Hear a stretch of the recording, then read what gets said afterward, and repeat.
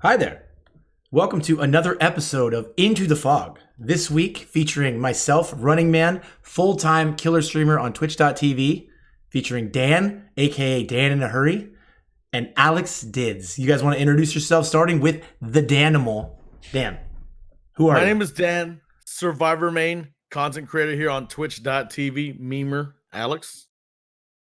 Yes, I'm AlexDidz, the DBD content coordinator for Heroes Hearth, and I'm also the host of Hearth by Daylight, and I've also been a longtime streamer, both Survivor and Killer, for our game DBD. You know, I kind of cheaped out on your intro, Alex, because I've known Alex for a long time. He's been a good friend for a long time. He's an outstanding dude. Comes with the highest recommendation from these fellas in the room. He's the reason why Dan and I got involved with Hearth by Daylight in the first place. He is a legacy Jake main and probably gets worried more than anybody that I know. True. Okay. Handsome as well, funny. Oh, God. Handsome, funny. I left out handsome. My God, what's wrong with me? Okay, so we're not going to dilly-dally around. We have a ton of stuff to talk about this week. Going to get right to patch snap reactions featuring 3 of the brightest minds in the community. First things first. We got a rework on Dr. Herman. What do you guys think? What do you guys think of the new, improved Dr. Dan? I like him a lot more, dude. Like, I think he's a way stronger killer than what he was. I think he's mid-tier now, and honestly, old Doctor was probably the second worst killer in the game, so it's kind of hard to make him weaker. I mean, I'm liking all of his changes across the board. Okay, I don't disagree with any of that. Alex, thoughts? I didn't know his name was Herman. That's hilarious to me. He functions significantly smoother now. I think his function before was very clunky, that you had to switch back and forth between the 2 different modes. It was a little silly. So he's in a significantly better place now. Absolutely. So as a player, I would say I think I probably have, of the 3 of us, the most hours played as killer. Given the content that I make, you guys know that I play requests, which means that I play a lot of killers that I don't feel like playing. And one of the killers that I felt like playing the least was the Doctor. He was, before this patch, at the bottom of my tier list.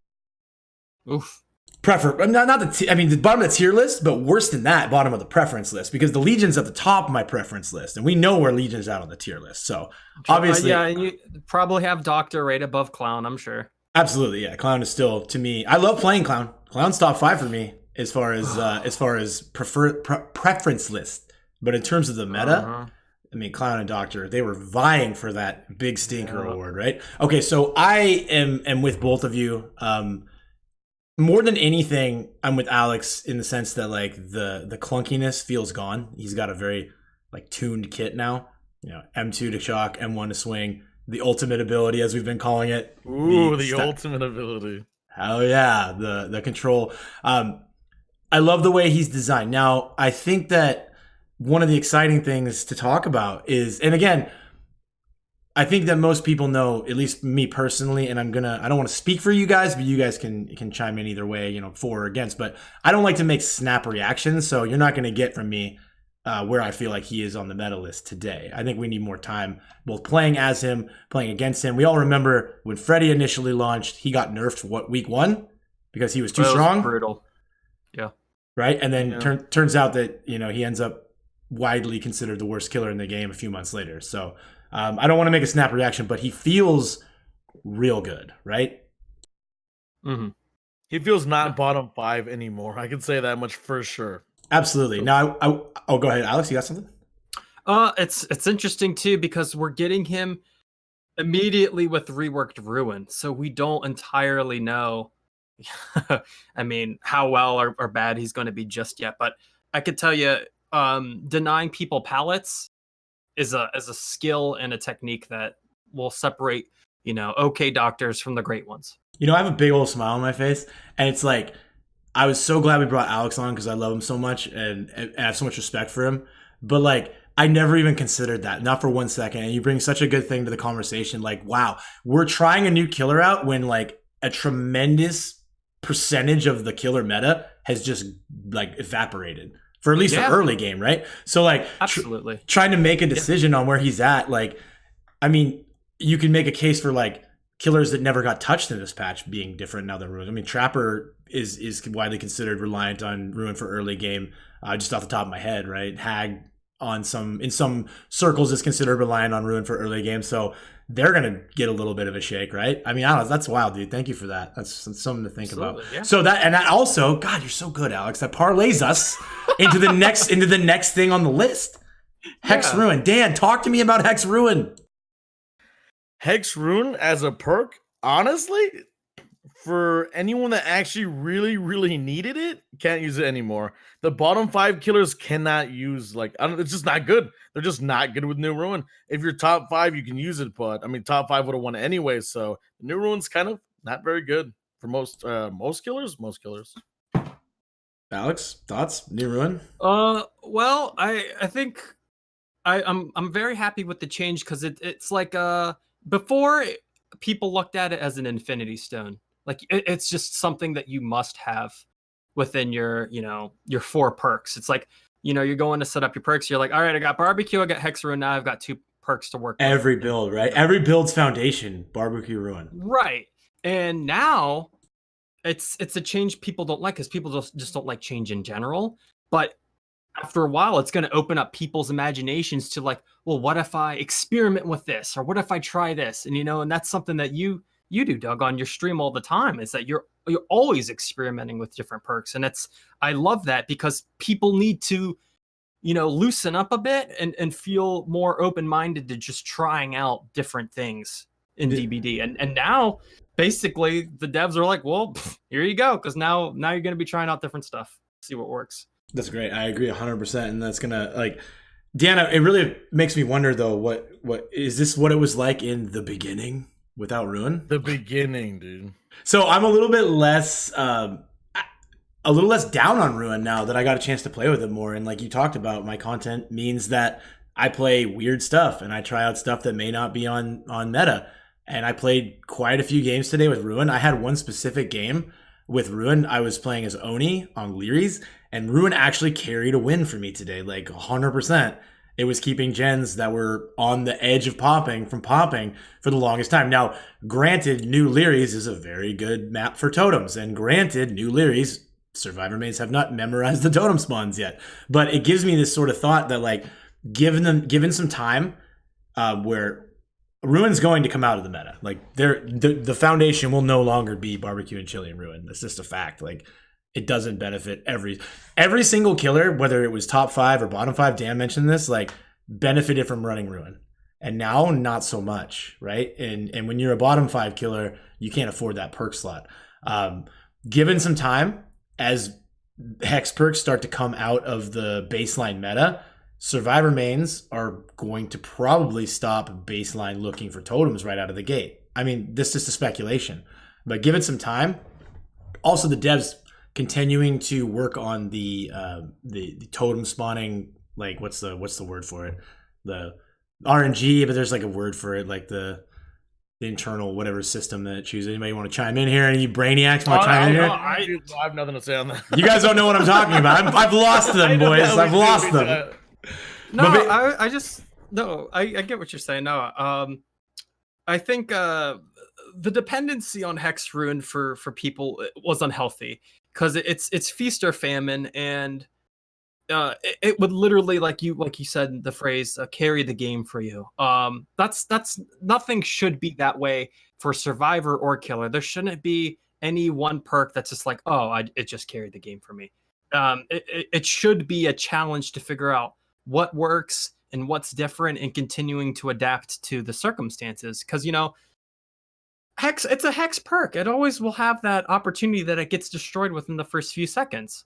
Absolutely. And I mean, you run the rest of the game without that perk, but people don't want to look at it that way. But it's always been that way. And if you don't have to run Hex Ruin, you could literally insert like 95% of the other perks, plug that in, and you have a perk that won't die within seconds. Finally, you can get value out of you can get value out of Monster Shrine. Finally, get your basement value. Yeah, absolutely. So come on, guys. I don't know how much. I know for a fact that Dan played quite a bit today of Survivor.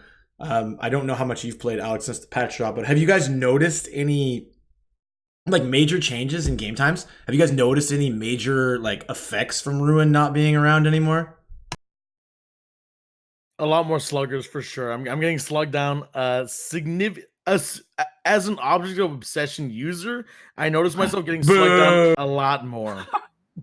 like even the fact that I use that perk, it only happens sometimes. I haven't taken object off for weeks, and then these last few days, I've gotten slugged like half my games. So you're saying that game lengths are taking longer because everybody's on the damn ground all game, and so people can't work on gens. 100%. Okay. So that's something to keep an eye on moving forward, just in terms of like what's it going to do to play styles. Like now, I think we talked about last week the expectation that Noed was going to make a big rebound because of obviously people feeling like, oh, if I can't finish the game in 5 gens, I'll finish the game after 5 gens. I did not play a substantial amount of Survivor to really like get an idea. I didn't see a lot of Noed, I guess is all I'll say. Like since the patches dropped, I have not seen very much Noed. And so that doesn't seem to be a thing. I played a lot yesterday of Survivor and did not notice an uptick in slugging, but anyone who's ever watched me or played Survivor with me knows that for whatever reason, I get slugged a lot anyways. So, Alex, do you have any? Big fan. Big fan. Yeah, big fan. The Survivor queues have been longer, and so I haven't played Survivor as much, but the games that I did play as Survivor, at the end of the game, I think I saw 4 people in a row with Noed, but the game never got to Noed territory. So it's funny because Survivor's out of game, by the way. Yeah, they're so worried about, the gens getting rushed that quickly, but then they ended up winning before it could even be an option. So it was kind of ironic in that fact. Like, looks like you still can actually win the game without Hex Ruin, Imagine that. One of my biggest concerns was that with the advent of Ruin disappearance, game times would be at an all-time low. Survivors would be quote unquote gen rushing, not a construct that this podcast supports, but a thing. Like they'd be going out and trying to do gens real quick with toolboxes. I had 2 games today that ended in a manner that I felt like, wow, that was a fast game. And I mean, I streamed a game for 7.5 hours, and in 7.5 killer matches, or 7.5 hours killer matches, I had 2 trials. And my queues are instant right now. So killer. Well, okay. We'll get into the matchmaker later. Sorry, I don't want to say the queues were instant. We had a couple of bugaboos. But what I'm saying is, out of all the games that I played in over 7 hours, all killer, I had 2 matches that ended earlier than I felt like was reasonable. And honestly, like that's in keeping with averages pre-Ruin. Now, again, I don't run Ruin consistently, so maybe this is a matter of me just being used to it. I don't know, but we'll continue to look at that moving forward. I don't want to spend too much time talking about the Gatekeeper emblem. Do you guys have anything? I've definitely noticed that the Gatekeeper emblem is less punishing.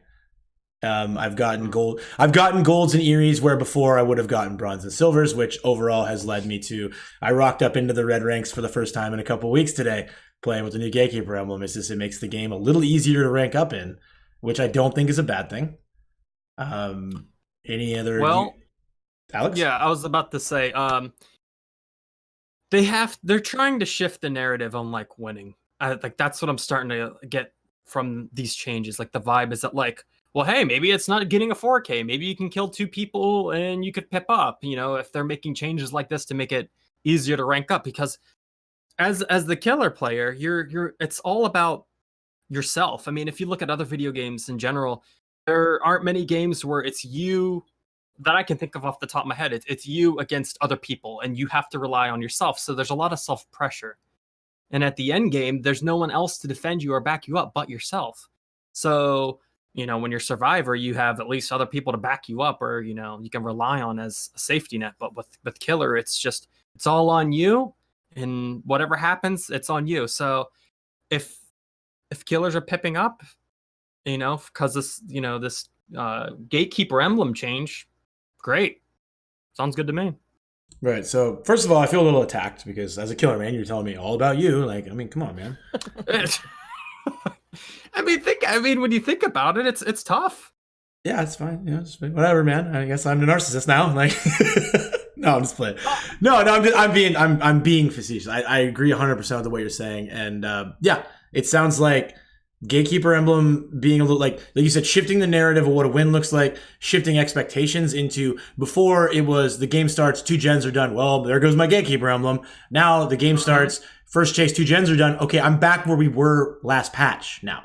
With 3 gens up, I'm still earning points as if no gens were finished 2 weeks ago. So, this is going to give me a little bit of a buffer. Everybody said, well, Ruin is just to slow down the early game. Well, there you go. Like early game now, from a pipping perspective, doesn't matter. Now, not everybody weighs, and that's one of the beautiful things and one of the frustrating things about this game that we love so much is that everybody is free to interpret a win as anything they like. So, whereas a lot of people look at pipping, safe pipping, not pipping as win, tie, loss, other people are only happy with a 4K. Apparently, some people are only happy with a 4K with 5 gens up, based on the way the community feels sometimes. That's funny. True. Funny but true. Right. And the thing is I was just gonna say, and the thing is like, it doesn't matter who you are when you play killer. When you hear multiple gens go off at the same time, in the back of your mind, you're just like, oh shit. Yeah, it's just here we go. It's just hard. It's just a hard thing to. So now you have to just kind of be like, all right, whatever happens. I'm just gonna play this out the best I can. Yeah, and we'll talk about further. Apparently, I'm hearing some rumblings, and I'll check in with you guys later. But that the devs may have hinted to some changes to Ulbox's Tay. Yeah, they did sit in the Q&A. They said so. That, yeah, we'll touch on that later. We'll talk about the Q&A. But all right. So next topic, snap reactions. Did either of you get a chance to play as or versus the Oni? We'll start with Dan. I actually got quite a few Onis on the first day, as much as I did doctors, and they 100% for the most part were running Infectious Fright. They were trying to that's why I was running Calm Spirit, does counter Infectious Fright. Right, of course. And they were trying to slug a lot of the time. But what I wanted to really what I really wanted to get into on the Oni is how do you feel running versus the Oni? Has it changed at all now that they've kind of overtuned the flick a little bit more? Like they've tuned up how much you can flick at the end of his power. Did it seem like he's stronger? Does he seem weaker? Does it seem like how do you feel about him balance-wise? He seems a little bit stronger, but I think he's at a really good spot. I didn't feel like he was getting some amazing hits through vaults, but that does tend to happen. But as the flicks go, I didn't feel like he was overpowered when he was a few patches ago. Okay, he felt balanced. Okay, that's great. And Alex, do you have anything to chime in on this? Well, I haven't really seen him around much. I still haven't really seen him around too much. I mean, I feel like he's just not extremely popular. Maybe he'll make a stronger, maybe it'll take some time for him to kick back up. I know Infectious Fright, Monitor Abuse, that combo makes him very like bam, bam, bam, you won the game. But no, I'm glad they made him better, because when I did try him out after those changes, he felt dreadful. So yeah, agreed. I don't know if I should say if I feel hopeful or not he should come back, because it's like I don't know if I want my everyone to get slugged within the first minute or what. So it's a tricky I'm like, great, he's back? Question mark? I don't know. It's tricky. See, Oni is a lot like Hillbilly in that sense that you feel like he's one of those killers that has it in his kit. Outside of maybe Eerie Huntress, he's one of the few that has it in his kit to just end a game in the first 2 minutes. Right. If everything falls in his way and he's dropping big stankers and the survivors aren't playing well, all of a sudden they're all on the ground. And I was watching one of the bigger killer streamers the other night play Hillbilly, and he was commenting on the fact that it's almost not okay that this can happen. He had everybody on the ground in the first minute of the game. And it's similar with the Oni. Oni's a little weaker in the sense that he has to actually qualify his instant. He has to power it up. But with the right add-ons, man, and this guy and the team and the map the way it is. I mean, we play a game. We love a game with a lot of RNG, but with the map the way it is, Survivors there's the possibility that an Oni can have the game won in the first minute or two, based on everything falling the right way. So that's kind of rough. Now I haven't played. I played one game against Oni. And I was doing a segment game where I was memeing, and it might be the best Survivor match I've played on stream. I was spinning this guy It was his first game. And so that's like my only experience playing against the Oni. So I don't want to chime in on that end of it because I haven't really. All I ever see is Ghostface and Spirit now. I swear to God. But like, I didn't play against Oni, but I played a lot of Oni games in the last 2 days. And I will say that for me, a person who like, again, I have a lot of hours, but I don't consider myself to be like an upper tier killer player. I consider myself pretty well like true talent matched at rank 5, rank 4. Like I'm right on the edge of being a red rank killer player. You know, I'm a purple rank for life kind of thing. Oni is so much easier for me to play. Like I am hitting flicks that I did not know I was capable of hitting on live servers against live survivors in the red and purple ranks. So to me, I'm very happy because I don't think the change puts Oni in that top 5 tier, but I think it pulls him to a place where he's viable to me. And that's just my snap reaction. And again, just like I said, I didn't want to make long-term snap reactions about the Doctor on day 1, day 2. I don't want to make that kind of statement about Oni, but I will say that Oni's coming up on my favorites list in terms of play because he's actually like feels fun, feels punishing, feels a little easier to do well with. And for a guy who isn't the best, I like easy. Yeah, I'll be honest. Like, I'll never probably play him again because he's just too obnoxious on the load screen. Like he's just always like, I'll go to try and buy some cosmetics for him, and he just can't stop like losing his shit.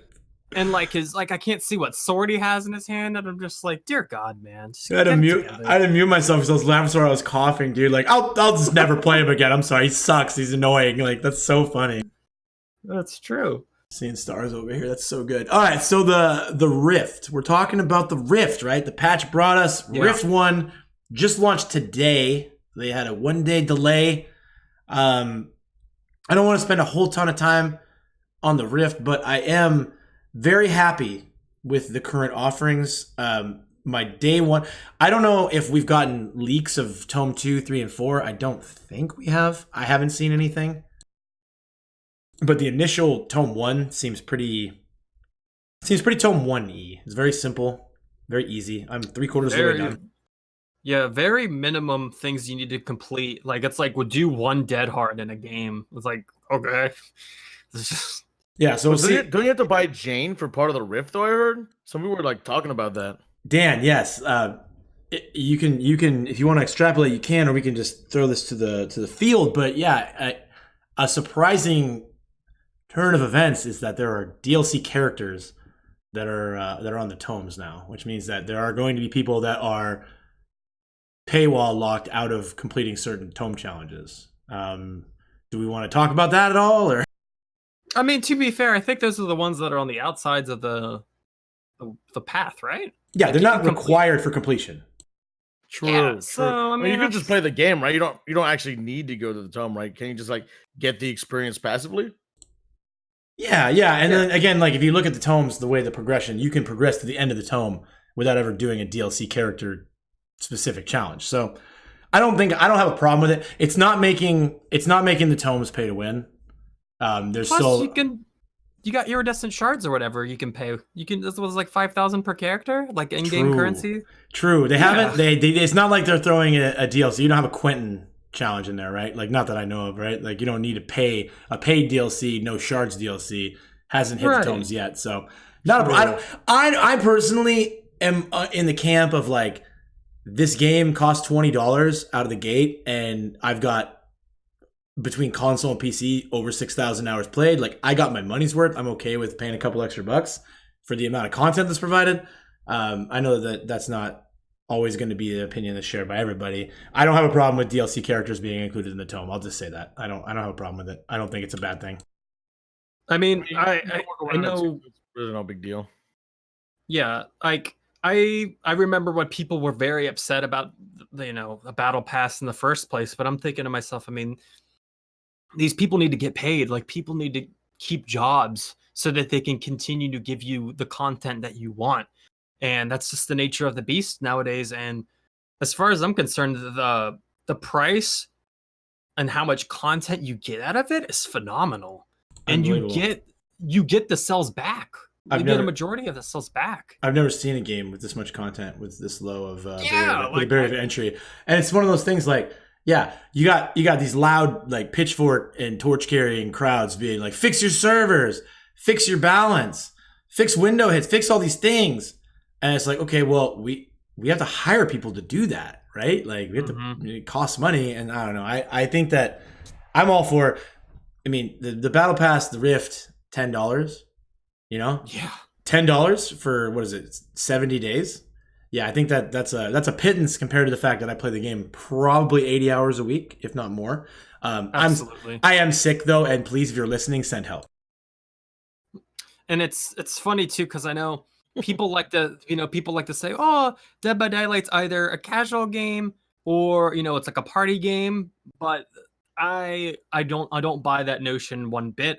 I believe 100% that it's a game people pour their life into, and that's just not a casual type thing. And that's a hot take. That's a hot take, Alex. That's something like, wow, we could do a whole episode around that. Like, yeah, sorry, that's a hot take, bro. You just made me think of that. I'm just like, hold on. No, it's okay. It's why we bring a guy like you in here, man. You got that giant galaxy brain making us think differently.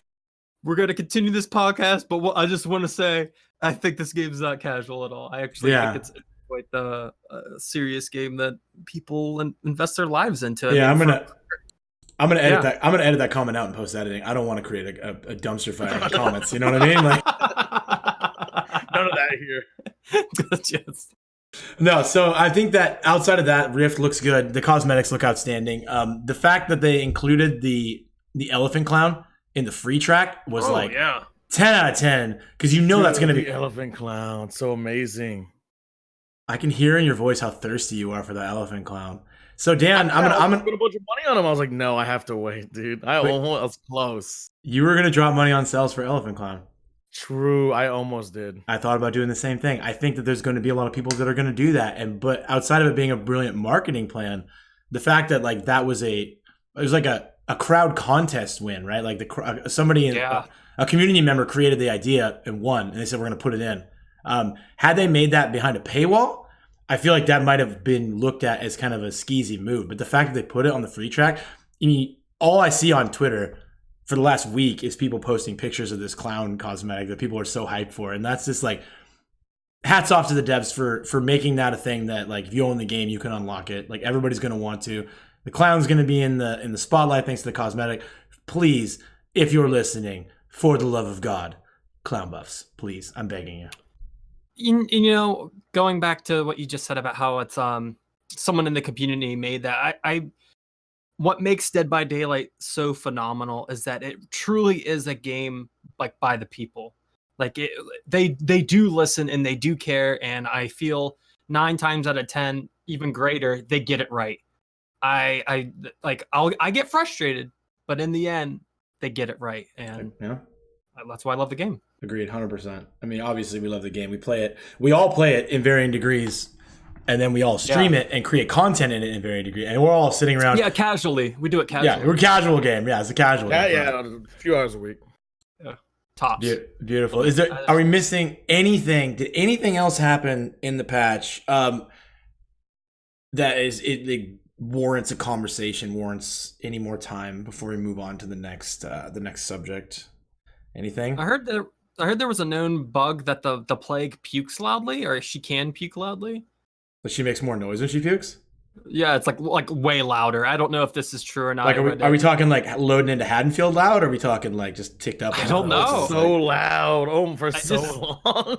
I just want to see like going around puking, and you just hear it across the map. Like, I don't know. Is it? I think I want to start playing or I want to hear that. I haven't heard it actually. Plague Bane Dam? Breaking news. They might have patched it, but honestly, I don't know. You guys maybe want to buy the elephant clown. I might have to go buy them right now. Actually, I think I want to go puke on people. Might have to do it. Okay, the only other thing that I've noticed, and I don't know if this is just a me problem or if this is like a rampant problem, but I'm getting the memory leak outside of just like slowing down blood webs and slowing down the interface. It's actually like leaking into my game and causing my $4,000 gaming PC to perform at Nintendo Switch levels. Frame rates are dropping, like pixels are pixelating. I'm getting a physical headache. I had to turn my graphics.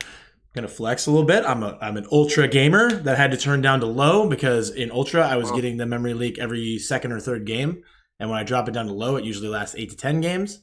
But today, my last game of the day was literally a Nintendo Switch game, and I got a little frustrated. I don't.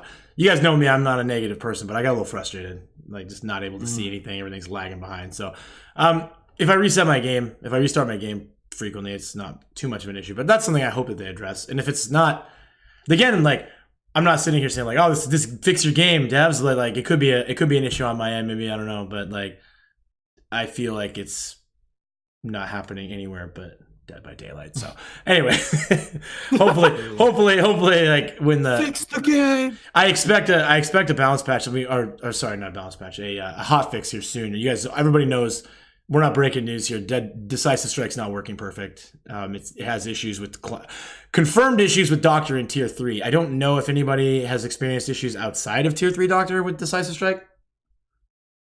No, actually, no. When I think about it, no. I think it's just Doctor with Tier 3. Yeah, and plus I'll be honest, I don't run DS. I feign DS. Flex. I try to make it look like I have it. Because, big dick, because it's a coin flip. It's a coin flip that they think you have it or not. Because sometimes you guys know where the gym's at. Also, I don't run DS. No, seriously, like they'll like most of the time, if it's a higher ranked killer, they'll probably think that you have it and then back off anyway. Otherwise, they might just gun it for you and then they'll just do it. And they're like, well, guys, I want to, this is something that I meme about this a lot on the channel, but the views expressed by the guests on Into the Fog are not always the same views as the broadcasters themselves. And we are talking about a person, AlexDidz, who really tried to make camaraderie a thing at one point. That did happen. You're not. If you're wrong. wondering, the perk Camaraderie is a teachable Steve perk from the Stranger Things DLC. Okay, Most of you probably don't know what that is because you've never seen it or heard of it. This is getting personal very quickly. Yeah, we love you, Alex. Alex, Come on, how man. brave yet controversial of you. So brave. So Camaraderie meta is incoming. I mean, I'm digging the Camaraderie IRL, but the perk can go ahead and we'll put that next to Mantra Shrine. And Wow. honestly, like I thought of a couple other bad perks that I don't even want in the same conversation as Camaraderie. So that should tell you everything you need to know. Now that you mention it, there was something in the QA that blew my mind. Well, wait. We're going to talk about the matchmaker, and then we'll start talking about the dev stream. Can you write a note? Write yourself a note. I got you. Pick up that paper towel that's on your floor, and just like stretch it out, and then write on it. It's so good. It's gonna blow your mind. You're gonna be like, "What?" Okay, go on. I actually hate that you did this because I want to know so bad what it is. But we got It's next. so good. Your mind's gonna be blown, dude. Yo, the listeners are It going has to crazy do with right perks, now. actually. Underrated perks, actually. You're not going to forget this, right? You're going to remember this. Did you write this down somewhere? I'm writing down. Okay, write it on your hand if you have to. You just take one of those the spicy hot Cheetos that are on your desk and just kind of just Okay, so next we have the matchmaker. I want to talk about the matchmaker. We're not going to stay on this subject for. I know I feel like I say things a lot over and over again. We're not going to stay on this subject too long, but because today we're recording this January 23rd, Thursday. I put a survey out in my channel during my regularly scheduled stream just to kind of get our finger on the pulse of our community with like where you're at with the matchmaker right now. One of my mods, she's phenomenal, LaRue. She put together a series of questions that just to gather some data because like I've noticed, and I'm sure the whole crowd here has noticed, like matchmaker is inconsistent to say the least. Like there will be times where survivor queues are an eternity. There are times when killer queues are an eternity. There are times when both sets of queues are an eternity. And I feel like that's like, if there was one issue that like, if I was a fly on the wall at behavior and I could like whisper in the ears of the people making decisions, I would say like the matchmaker, because it's just like, it affects every single player. The matchmaker affects from rank 20 to rank 1, from 5,000 hours to 20 hours. Everybody's being affected by the matchmaker. And right now, something feels wrong. And so I put out this survey. And so just, I feel like maybe we go through each question and kind of just spend a couple of minutes talking about it. And then we'll just kind of just talk about it in general. And then this is going to be something that I want to revisit in the next couple episodes and just continue to monitor the matchmaker and kind of where our communities are at. I've been spreading, again, the survey came out today. I gave it to Alex and I gave it to Dan. We had a limited amount of time to spread it out. I would like to give it more time so we have more data. The more data, the more information, the more we can try and deduce from it. But all right, so basically of the people surveyed, it looks like 60% play on PC. This is going to be great. I can't wait for this. 60% play on PC, 26% play on PlayStation, 7.8% play on Xbox, and 5.5% play on Switch. I mean, Xbox and Switch are like close. Does that surprise anybody? That actually is pretty surprising. I feel that's kind of weird. Actually, that's kind of. I'm pretty sure it's like free on like the Xbox Plus. So that's kind of really surprising. No mobile representation.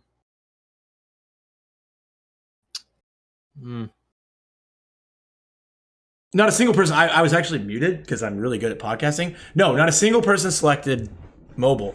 I don't know that mobile's not out of beta yet, is it? Like, I'm not in mobile. I signed up for the mobile beta and I'm not in. Like, I can't play on mobile right now. You get rewards every day you log in or something. That's about it. That's how much I know about it. Yeah, so, but are you able to download? Are you literally able to pick up your phone and play DBD mobile? I'm not trying it. I'm not trying it. I don't know. I don't know how to sign up for it to be. I haven't heard anyone talk about it either. Fair. Do I have like the most inept co-hosts of all time? Like, wow, you guys, like, gross. No, I signed up for the beta like last year trying to get in and play it. I haven't gotten in yet, and so I haven't been able to play it. You guys know me. I'm a weirdo. Like, I like to play on everything. I literally play every platform. I play on it. I play on Switch. I play on Xbox. I play on PlayStation. I play on everything. I love it. I love this game. I'm weird. Okay. I'm not in mobile yet, but nobody answered mobile on the poll. But to me, so we don't have to worry. The fact that the Xbox version's been around the same length as the PlayStation version, the Xbox version has been free to play, and they literally have. And then again, this is just my community, Dan's community, Alex's community. Like, this is a very small sample size as of now. We're going to continue to gather data, but 2% increase in player base from Switch to the Xbox. That's so funny. Like, literally, a Nintendo, basically a big Game Boy, only has 2% less players than the Xbox One. Like, question mark? Anyways, sorry for dogging on Xbox people, because I will tell you, as a person who is experienced on all platforms, Xbox survivors are some of the best survivors I've faced as a killer player. Those guys go hard in the paint 24/7. So hats off to my Xbox people, both of you. Both of you Xbox players that are listening, y'all are doing great. Which side has worse queues? 44% say killer, 48% say survivor, and 6.9%, nice, say both. So that's close, right? 44 and 48.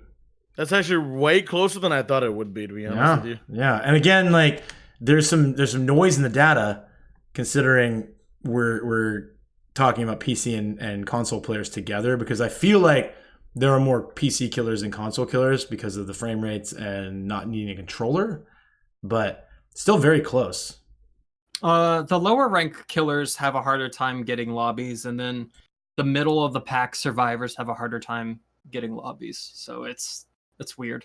Yeah, I mean, you seem like a person who's gone to college, Alex, so you probably know more about numbers and stats and nerd stuff than we do.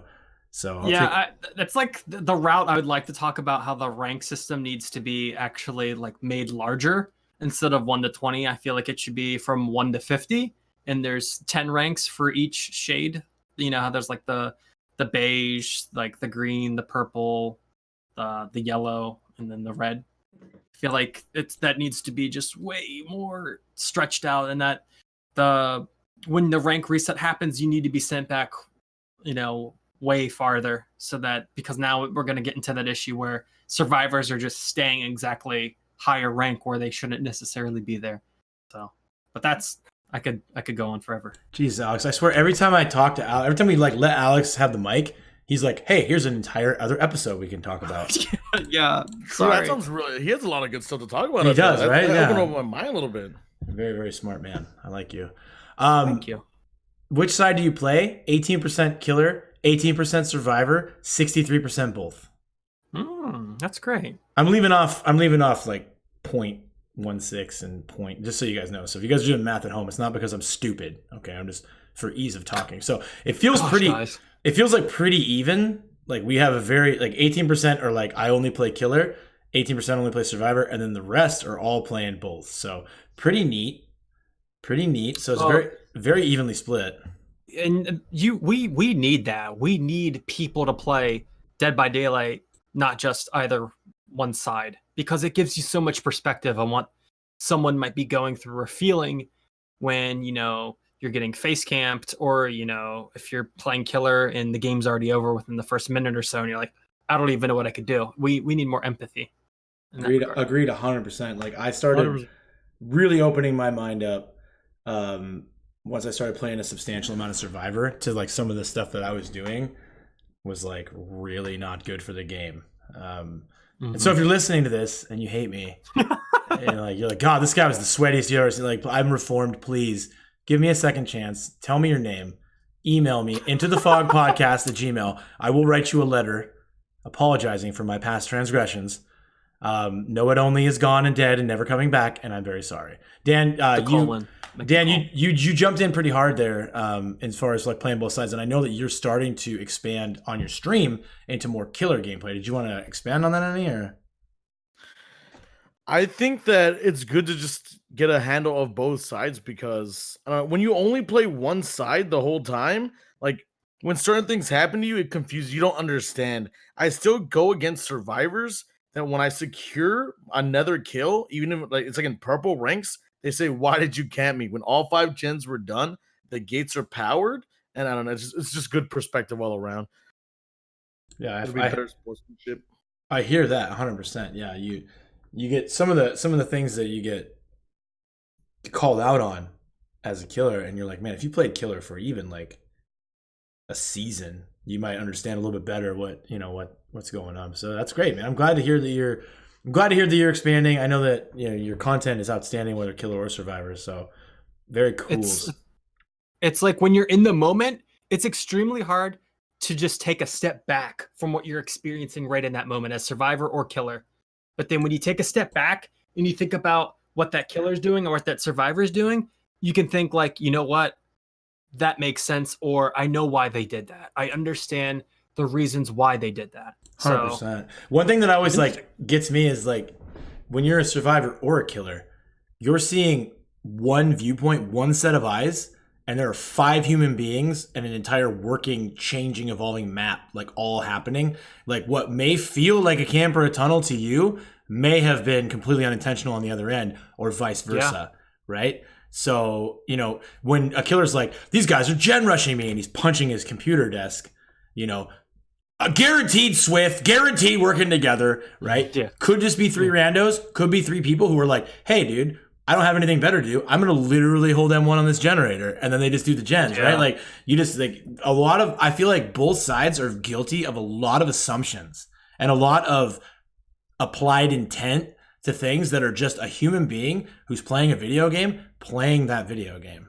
Kind of. And I'm sure Doug, the accidental DS where you're streaming and interacting with chat, and then you're like, you don't know who just got unhooked or when or what, and then you end up getting that person while they have DS up, and you're like, "Whoa, I guess I'm a tunneler now." Or like, yeah. I mean, I say it a couple times a day. It's a tunneling perk, by the way.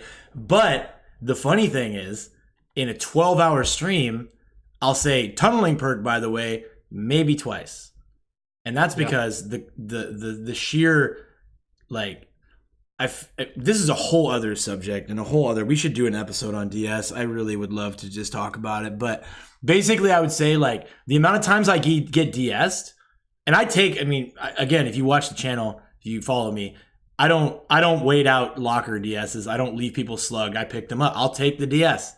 If I tunneled, I'll take the DS. If I down you within 60 seconds, you're going to get a chance to get away when you're playing me. That's just the way it works.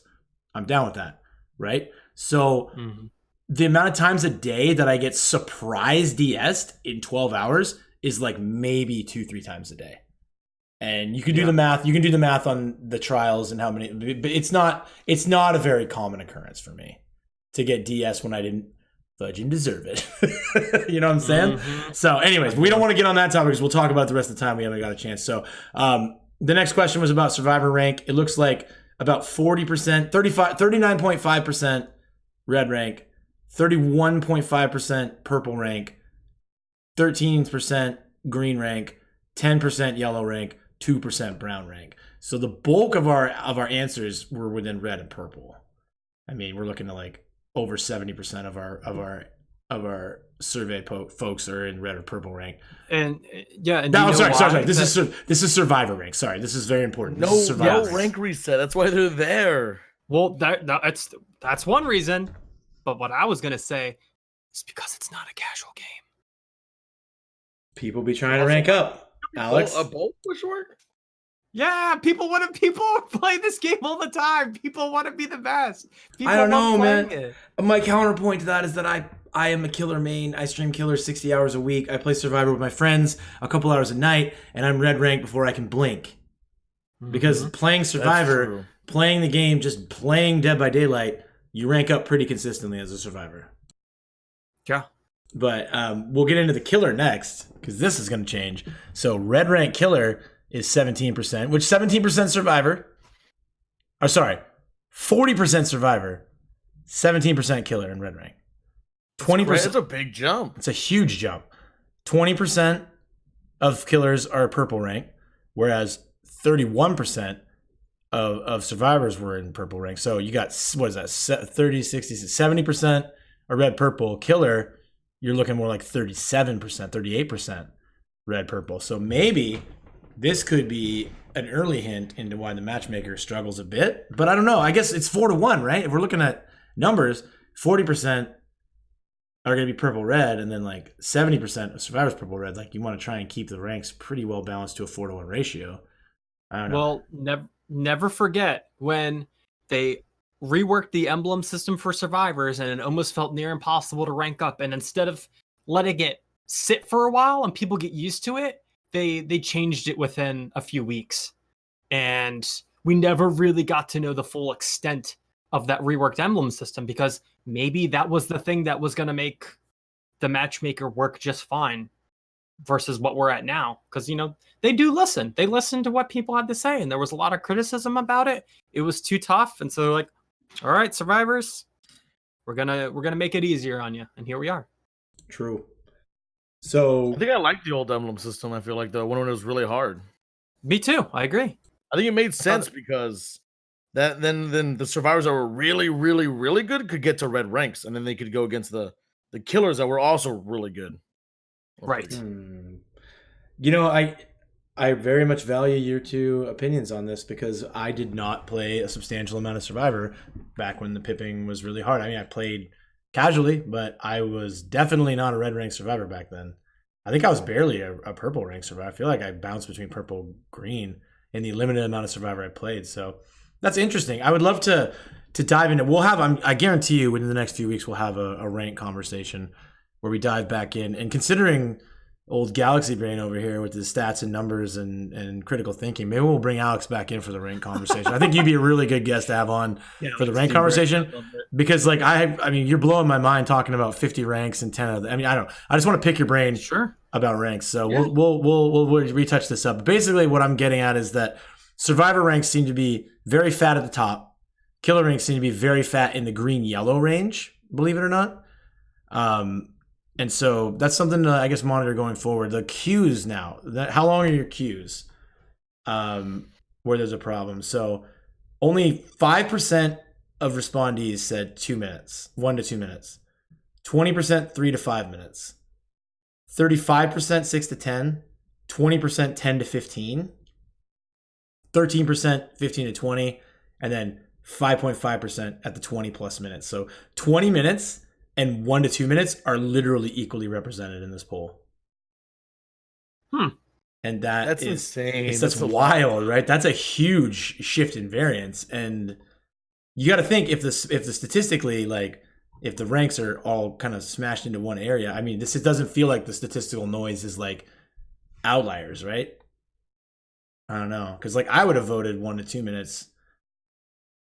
How long are queues? Although I guess like We might need to dig more into the question because this can includes killer and survivor queues. We need to individualize killer and survivor queues for the next one. But it looks like the bulk of the queues are in the 3 to 5 and 6 to 10 range. Which, how do we feel about that? How do we feel about 3 to 10 minutes being the standard for a party game? That's not a party game to Alex, apparently. Damn. That's crazy. Soleil. Yeah, it is crazy. It shouldn't take any longer than 2 minutes, 3 minutes tops, I would say. Anytime. Considering the player base when I'm streaming is anywhere from 20 to 30,000 people. Yeah, I agree with you. I feel like they got to be able to put matches together faster than that. I mean, considering that, just through, we don't have data to back it up, but considering our 3 individual experiences, the ranks vary so wildly in our games right now, right? You guys are experiencing wildly varying ranks, or? Oh, 100%. 100% is crazy. The low rank killers I'm getting. I was just going to say, imagine a world that if you're a survivor playing against a higher ranked killer than you, your ranking would go up higher if you did better against that killer. And potentially vice versa. If the killer was worse than you, then your ranking at the end of the match would affect that.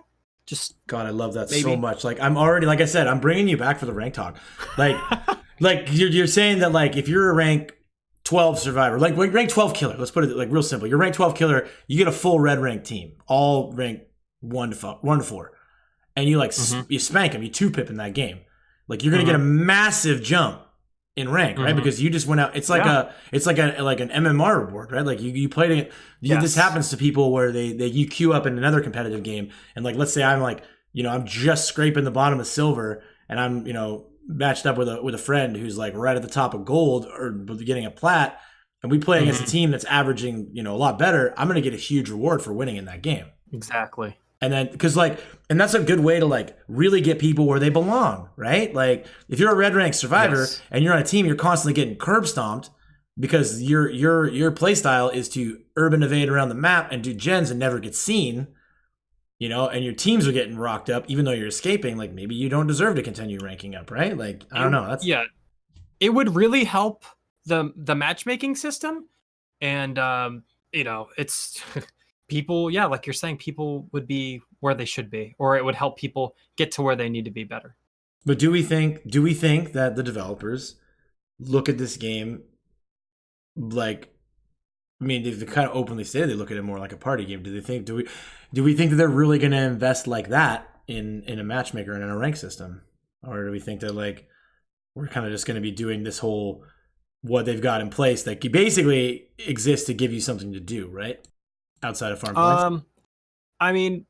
I think when they implemented the 1 through 20 rank system, it was just a very hey, you guys want this, so here it is. Here's this very loose version of a rank system. You guys want it, here you go. And then they came back around to it with the emblem system and put a better spin on it, but it's still not where it should be. It doesn't matter if they, say it's a casual game or, if it's a party game, because people don't treat it that way.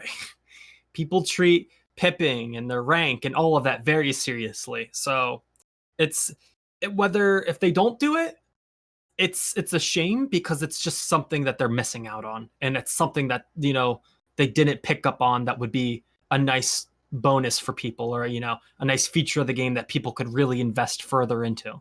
I'm going to get away from the matchmaker and the rank topic here pretty quick, but I will say that one thing that I would throw out as a counterpoint is you say people take it seriously, people care about this and that, but I think that this is another game where you have wildly varying opinions about the game within the player base. You'll get a quote unquote sweaty player or two matched up with a memer or two, and that's another thing that makes things so wild.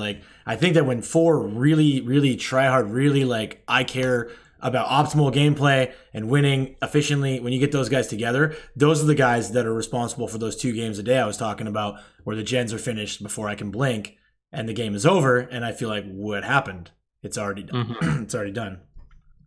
Whereas I think that the fact that there's kind of a salt and pepper effect of there being guys who really care about rank mixed in with guys who are dude, let's see how many chests I can get before the killer finds me. And so that kind of it really does it's just such a muddy, there being no split between ranked and unranked really muddies up people's intents going into a game outside of like Survivor Friends teams, which like for instance, my group that I play with, we couldn't care less about pitching. We couldn't care less about pipping. We're out just having fun and like, trying to get flashy and have fun. But you have some teams that do the whole SEAL Team 6 thing where they're going to go in and they're going to make this guy a spirit main. After this game, we're making him a spirit main, For sure. So we'll do that again. Like Alex, I love this. I love your unique take on the ranks. You're saying things to me that I haven't heard.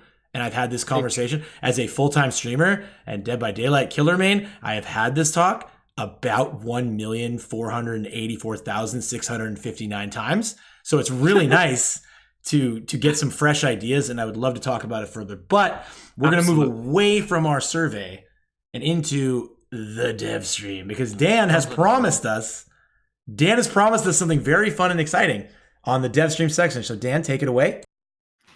Probably should have wrote that down. Nah, I did write that down. So in the dev stream, they actually said the most popular perk for Survivor was self-care. Hate to see it. They actually said that, dude. They said borrowed time and adrenaline aren't used very much, but self-care is the most popular. Can you guys give me a second? Survivor. It's fucking embarrassing. Okay, you didn't hear it, but I just went to the stream deck. That's insane. Self-care. Self-care, dude. I mean, you can learn a lot about that. Think about it. Like, that shows how many people are probably solo queue players because the only person they could feel they can rely on is themselves. So who's gonna get them healed when they're injured? But Alex, every team I face is a 4-man Survivor Friends, Alex. I'm just saying, like, because like to what just Dan said, if they're not really using borrowed time, it's because they don't want to invest in their teammates. Yeah, no, that's 100%. Survivors are the real killers, dude. Yeah, the real killers, absolutely, in this game for sure. I wonder, like, with self-care, dude. I would really love to have the devs. If there's one not criticism, but one like, if you're listening and you care at all what I think, I would love to see more numbers on like what the average player base ranks, like what ranks the average player plays at. Because I mean, even as a purple red rank, floater, I do see a fair amount of self-care.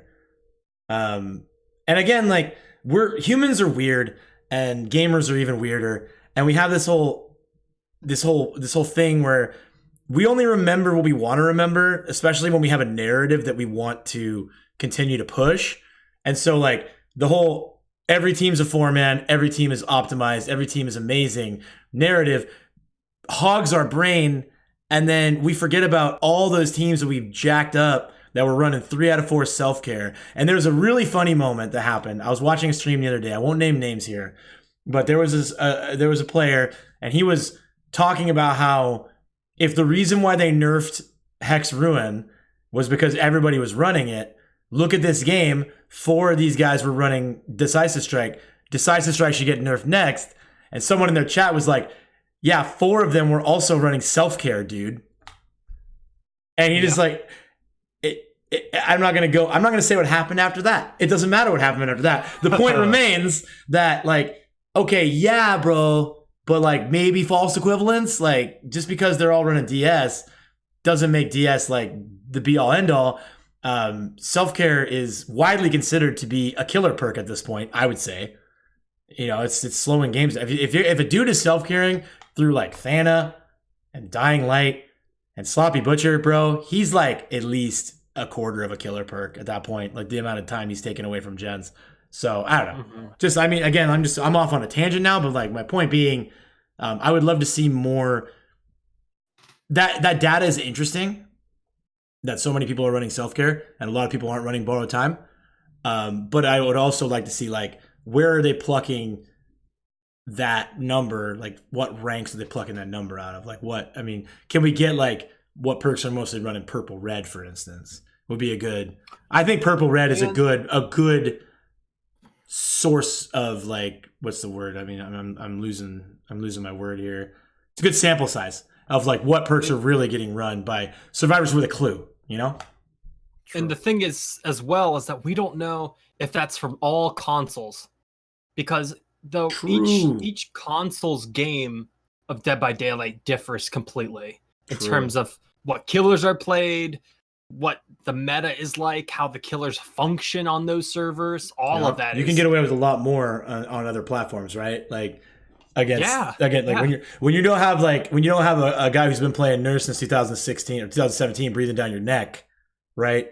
You can probably get away with a little bit more on a different platform. Because, you know, we see so much, but we don't see all of it just because of the consoles, you know. True. But if anyone did, it'd be you, Doug, because you actually do play on other consoles. I do. And I want to have a whole episode about this at some point where I talk about a lot of misconceptions about console play, a lot of misconceptions about the talent level of console players, because spoiler alert to all the PC Master Race people, there are outstanding players on every platform. Like, some of the best survivors I've faced are Xbox survivors, and we literally talked about earlier how like we have a pretty even split within our communities of Xbox and Switch players. Okay, the Xbox community is tiny, but they're mighty. Okay, and like I think that like a lot of people kind of sleep on the console players, and there may be more talent out there than you think. Dev stream though, let's reel it back because we did it again. We got started talking about other stuff. The dev stream. Anything else pertinent? One thing that I was told, and you guys can confirm, I actually didn't watch the dev stream because I work for a living. Just kidding. No, but I was told that, yeah, I'm the worst at jokes. I was told that that they're not going to be giving out any more information on the matchmaker because it's a lot of insider mumbo jumbo, and basically like they know that it's an issue and they're going to keep working on it. Is that accurate what I said, or? Yes, it is. They said they're going to work on it on the upcoming weeks, and they didn't want to give much information on that. Okay. Was there any other like must pass information that happened during the dev stream, or was it mostly just? I do believe they mentioned that they noticed people were running, or killers were running 4 slowdown perks, and they didn't like that. No, I guess I get. Are you being serious? Because like I'm with you. 100%. They did mention that. I forget their exact wording because I was kind of a little tired at the moment, but they did mention that killers were running 4 slowdown perks. Well, from what I understand too, they did mention. I'm sorry I left this out, but they mentioned that they were going to be looking at toolboxes in the future. Oh yeah. I'm literally like, and I'm weird, so don't quote me. I do not speak for the killer player base as a whole, but I'm of the mind if they remove toolboxes, they could remove every slowdown perk from the game, and I'd be fine with that. Like, and so I'm with the idea of them looking at toolboxes because toolboxes are basically responsible for the majority of games that I feel like end unreasonably fast. Like today, the 2 games that I mentioned, both of them involved varying degrees of commodious toolboxes with add-ons. And so I like the concept of taking away some of the potential for games to get out of control in a hurry. But if you take toolbox, it's one of those things like you took Ruin, that's fine. But like, hopefully they're going to look into ways to continue to have a healthy game length. So if they're going to take toolboxes, I'm all for that. But if you think I'm going to face a Forever Freddy without toolboxes, you're not going to do anything to slow down perks, that's a problem. Okay. I'll be completely honest. When they changed Hex Ruin, I was shocked that they didn't make any adjustments to either toolboxes or generator repair speed. I like, just as this is probably going to drive you crazy, but I'm going to quickly throw this in here so that we can talk about it another day. A good friend of mine, QB, he brought up the idea of what if generators were repaired by pieces of the generators you would find on the map? So your mission when you got in was you could repair the generator normally at a slower rate, but you could find pieces of a generator and then bring it to a generator and it would, repair like a huge chunk of the generator. That kind of idea, while interesting, always scares me considering the RNG nature of maps and how like, hey, trying to find those pieces on Haddonfield is probably not as big a deal as trying to find those pieces on like Shelter Woods. That could be a nightmare because people couldn't even find Ruin for it, right? That's the reason why they got rid of Ruin, because the RNG, they just could never, new players could just never find it. I love the idea, like maybe as another game mode, but as a base game, like mechanic, what happens to new players? you would still be able to work on the generator normally. So if you didn't want to like look around the map and find the pieces, then you could just work on it. True, but then as a the concept of it is so that people interact more with the map and the killer. I feel that, and then I think again, the only reason, and the last thing I say on it, I'm not arguing with you. I do love the idea of extra objectives. The problem is when you put an extra objective in the game, it affects the game the same way for Forever Freddy as it does Perkless Clown. And so you're going to get into a situation where like slowing the game down or speeding the game, like giving survivors something to do naturally, just to naturally slow the game down. Like, I guess, although, I'm thinking out loud, like, if you're playing Forever Freddy, like, screw the parts, we're just going to run these gens. But I don't know. This is definitely, again, Alex, just with the Galaxy brain puking on us and making us, basically, we have to have a 3-hour episode. And then cancel all your appointments, boys. We're battening down the hatches and talking all night, When you bring up the potential of removing toolboxes, that's kind of the road that you take, Like I don't think so. I don't agree. Because if the toolboxes come out of the game and we adjust slowdown perks to be commensurate with the removal of toolboxes, like I'm not telling you, I'm not one of those guys, man. I'm not saying like get rid of toolboxes, but let me run Dying Light, Thana, Sloppy Butcher, and Corrupt Intervention, and don't complain about it. No. I mean, obviously, if you take toolboxes are the only way even an organized Survivor Friends team can have a chance at a hardcore traditional Forever Freddy.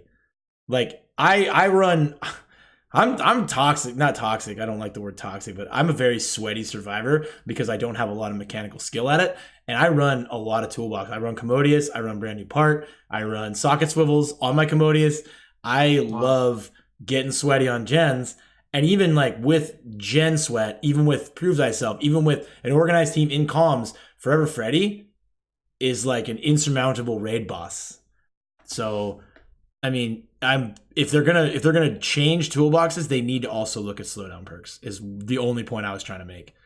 Like you that can't. Makes sense. Honestly, that makes so much sense. I could see them getting rid of toolboxes now that Ruin is gone. It just makes so much sense. Right. I mean, maybe not get rid of toolboxes, but like top it out at like in the slightly moderately range with add-on. I mean, they've done this with other stuff. Like the add-ons can be more shaded towards, maybe longevity or like saboing traps or hooks instead of like adding a ton of repair speed or a ton of charges to the toolbox. But again, it's got to be tit for tat, because if you're taking the toolboxes away, but you're leaving the 3 and 4 slowdown perks untouched, I mean, maybe leave the slowdown perks in. And this is literally off the top of my head, and I'm going to get skewered in the comments or skewered in the emails about this, but maybe leave the toolboxes in and they ignore slowdown perks. So when using a toolbox, it ignores any slowdown perks on the gen. But like, I just think that very, very small increments left or right with adjusting generator repair speed. I think that's where you would want to start first, because I mean, you could easily just, okay, we turned it too little or too far that way. Let's just send it back to where it was, and then see how it goes for like a week or two. Adjusting gen speeds, man, it just makes me. Survivors have been beaten down with balance changes, and I feel like if you're just like, "Hey, survivors, good news," we're just gonna make the gens take an extra 20 seconds or 10 seconds. Keep this in mind. Like they're not ready for all this yet. Like I think in a few, maybe like in a year or two, they might be, but the average survivor can't handle gens being harder or another objective. But this is the thing, and this is very important: no farmers, no food, no killers, no lobbies. Yeah, but I don't think a lot of killers are leaving like people think they are. Oh, definitely not. Definitely not. I mean, killers are just slugging and running 4 slowdown perks right now. That's what I see. 100%. They will just. I think they're either going to just. I think they'll just gravitate towards the top 5, right? Because they can't play Trapper because of Ruin's gone. They're either going to stop playing that guy or just go to top 5, right? Like they'll work around it. True. Again, good. And it's okay for us to disagree, I think, just on the surface level, because I think we all agree that the game's going in the right direction. It sounds like if they reworked Ruin, which I think the 3 of us were all overwhelmingly in favor of the Ruin rework, and so now they're hinting at toolbox changes.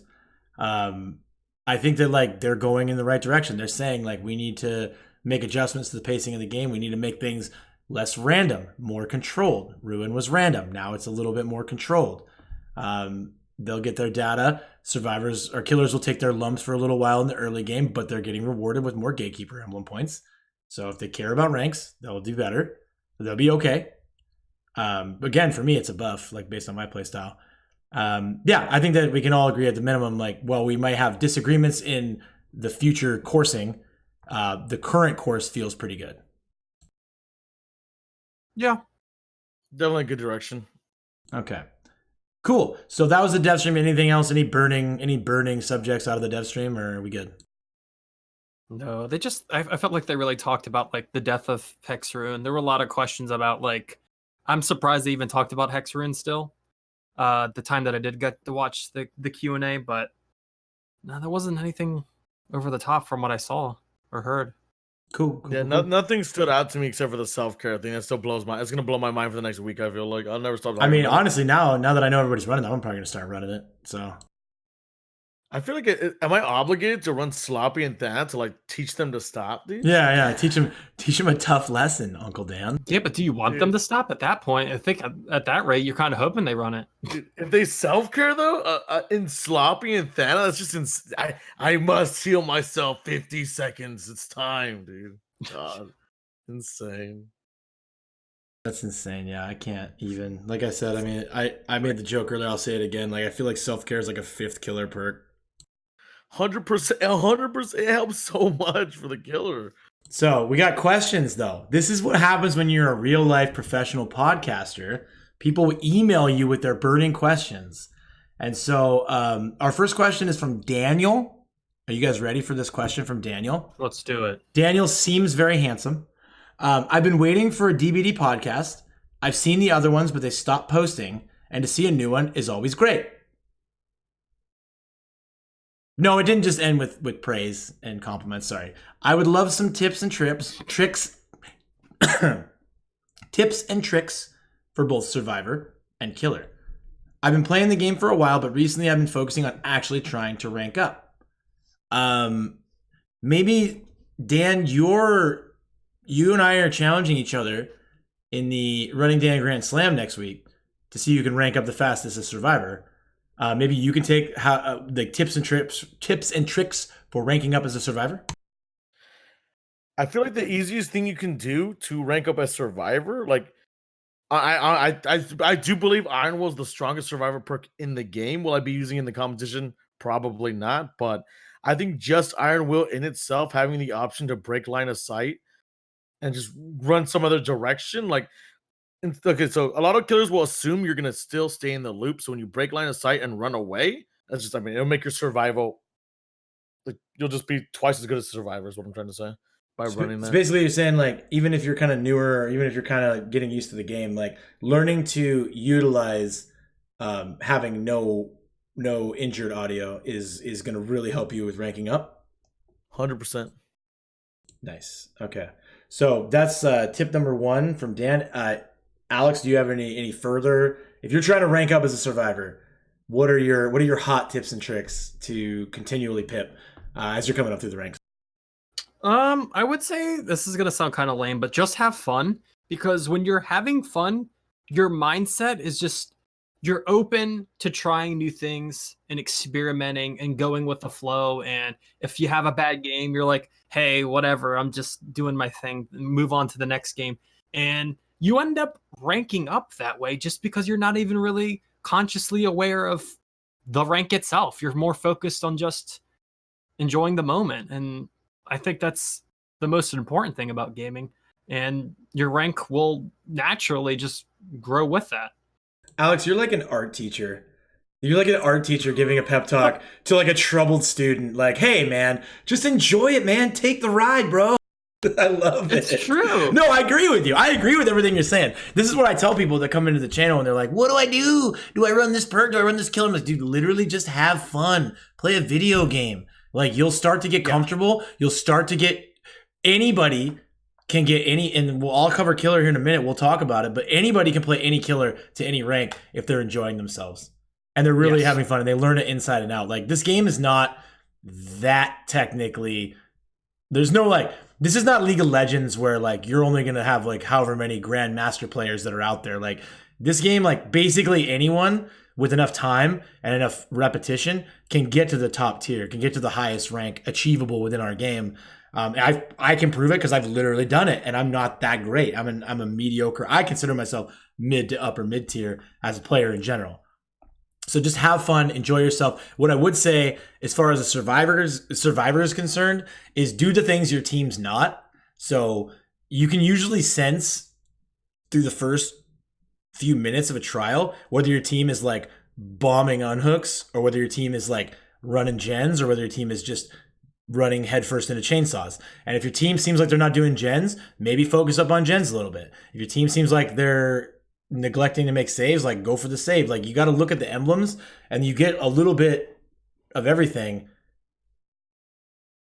to pip, right? Like you do some gens, do some saves, do some heals, do some runs. Like I don't know. You got to try and be like more well-rounded. Like I don't try to play flashy, but like also don't try to play completely immersed. I think like you'll be better off if you just, like Alex said, it's like a combination of three. Run Iron Will so you can't get tracked. Have a good time. And while having a good time, try to be a 5-tool player. And if you do all those things, the ranks will come as a survivor. As a killer, go ahead, Alex. Oh, I was going to say it's the journey, not the destination. True. And then as a killer, the first 10 to 12 ranks are going to come real easy. Like, it's a nightmare for survivors in the brown and green ranks. Like, killers are very, very dominant. Once you get into purple reds, you'll start seeing a little bit more resistance. I don't know, like the style of Dead by Daylight, like ranking up in Dead by Daylight as a killer does lean a lot on getting 4 kills. So you're going to have to try, in my experience, you have to tailor your playstyle to pip as a killer in the purple red ranks a lot more than you have to tailor your playstyle as survivor. Can we agree on that? Like the majority of the time, like you can pip up with your playstyle, including survivor. 100%. Yeah, I think I can get to like rank 5 to 4 as survivor without really like trying and just running around and just get pips. I feel like. Right. But as a killer, once you start getting in that purple rank, you need to put a little bit more emphasis on, healthy slugging is important in the mid-late game. Focusing in, like, I don't want to tell you what the best way to pip is as killer because it's really nasty. It's a nasty play style and not one that I like and one that I'd like to see them phase away. So for the time being, what I would tell you as a killer, if you really want to pip up, play Freddy. Play Freddy Krueger and get really comfortable playing Freddy. But don't run 4 slowdown perks or else you will probably, I don't want to tell you what will happen to your soul, but it won't be a good thing if you run 4 slowdowns on Freddy. Play Freddy, play some Spirit, play Legion. Like, I'm not only going to tell you to play like the top 5 because Legion basically gets iridescent emblems in 2 categories, like just for existing on the map. So if you play Legion and you have a semblance of understanding of the pacing of a game, you should be able to pip very easily as Legion up into the purple red ranks, and then at red ranks it's just getting comfortable on the killer. One of the killer mains that hangs out on my channel, Hardcore, he is like one of the better players that I've like seen in this game. He plays Legion almost exclusively, and he pips 2 pips his way to rank 1 every reset easily. How about Huey maybe? No. I'm not gonna throw names out here because I haven't. Okay. Yeah, Dan, what are you doing, man? No, Huey plays. Huey's actually Huey. I'll talk about Huey because Huey and I like we're boys like that. But Huey plays more Legion. I looked at those like the stats that we pulled up, the DVD stats, that page, and Huey's got like by far and away the most like Legion stats on that list. Like that dude plays Legion like crazy. He never stops. He's only Legion pretty much. Yeah. So and that's the thing. Legion is widely considered one of the bottom 1 to 3 killers in the game, and he also tends to be one that when you get comfortable on him is easy to pip with. So again, I think one of the things when you're learning to play killer and you want to rank up is that no matter what killer that it is that you're playing, understand that whether you do exceedingly well or you do extremely bad, that what killer you're playing has a huge impact on how that's going to go. So if you love the Wraith and you're having a harder time ranking up, it might not be your skill that's the issue. It could be just the fact that, the Wraith is a harder killer to really rank up with towards the end, because his ability just isn't like, the Huntress or Billy or Spirit or Nurse. It's just, it's harder. I would say that your average purple rank Wraith main is far and away a better technical player than your average red rank Freddy main. Because Freddy can just make mistake after mistake after mistake and still pip up. Whereas with Wraith, if you make mistakes, you're really hurting yourself. Yeah, I guess just my point is, try not to be so hard on yourself and understand what killer it is that you're playing, and learn and continue to adapt and try all the killers. Thank you, Art Teacher Dids. Art Teacher Dids is just like, just chase your dreams. Don't let your dreams be dreams. Just chase them. But honestly, joking aside, like, I'm in the same boat. Whenever somebody comes into the channel and they're like, I'm new, what killer should I play? I say, try them all and pick the one you like the most. Ignore the meta. Ignore what everybody says. And just play the one you have fun playing. You'll get good. Yeah. You'll learn. You'll take your lumps. Maybe someday you'll be the hard stuck at rank 5 and be like, you know what? Fudge it, I'm playing Freddy. But for now, just play the one you have fun with, and you'll probably, I play every killer in the game, and I maintain a solid rank 5, rank 4. And I'm about to, I don't want to toot my own horn, toot, but here at the next rank reset, I'm going to be doing a clown only to rank 1 push. Yeah, dude. See, I was about to say Clown is like my guy. I got to rank 5 with him just because I really love playing him. Exactly. And I'm going to illustrate how a guy like me with medium to above average technical skills is going to be able to consistently pip in the purple and red ranks, playing who is widely considered to be the worst killer in the game.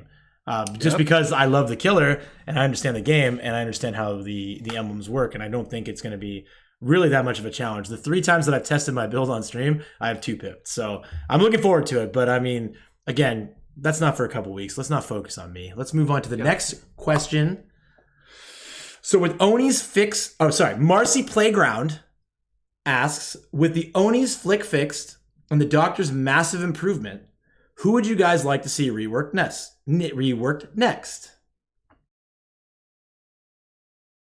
Oh, also Clown. Whoa, ouch. Dan says Clown. I'll also echo with Clown. For me, I would say probably Trapper. That's fair too. Maybe he has Trapper in the name, though. I don't know. Like, the problem, I think his add-ons are lackluster. I think the trap and the add-ons, there's a weird mix that the dependency on certain add-ons for Trapper make them feel lackluster. They could give him more traps, more unique traps. They could give him like a tripwire, and that could have like a different effect. Just there. He's the face of Dead by Daylight, and he's also the guy that steps into his own trap and makes me laugh out loud every time he does it near me, because he just goes, and then there's just like no other killer. I almost did that earlier. Oh God, how embarrassing. Yeah. It's like the most like, oh, I feel you little attacked. goofball, what are you doing? You're stepping in your own traps. I feel attacked. I do that all the time.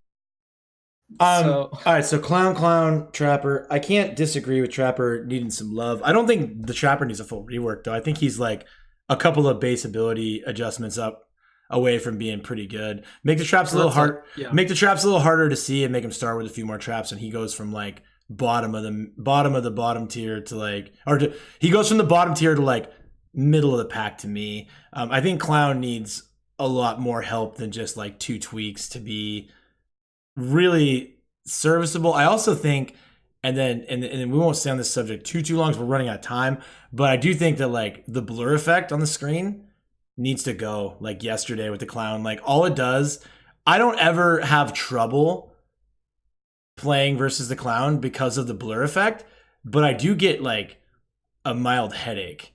And I know there's certain people who literally can't even play against it because it literally like triggers their like migraines and they can't do it. So I think that transitioning to like maybe a pink border-esque type thing like the Plague has, and then some sort of like baseline improvement to the entire kit would be really nice. And that'd be kind of like how I always push like give and take, like give a little something but take a little something. So for survivors, like we're going to have an improved Clown, but you're not going to get a migraine and throw up when you play against him. Yeah, So- like your take, how you feel about the Trapper is how I feel as if they did something with the Clown. I think. Oh yeah, I feel very Interesting. Yeah, similarly. interesting. Really? You think he's just a couple of ticks Mhm. away from being viable? I don't know about that, dude. He's like the worst. I feel like he's like the literal worst. I think if you gave him more starting bottles, like he only has 4. I mean, literally, if you compare it to Huntress, Huntress has 5 projectiles to start with that reloads And hers do damage. relatively in this. Yeah, exactly. Like a lot of the Clown's add-ons are almost like there's no point in even running them. Like they're off the mark, True. and they never looked at it again. True. We Like, could do a whole.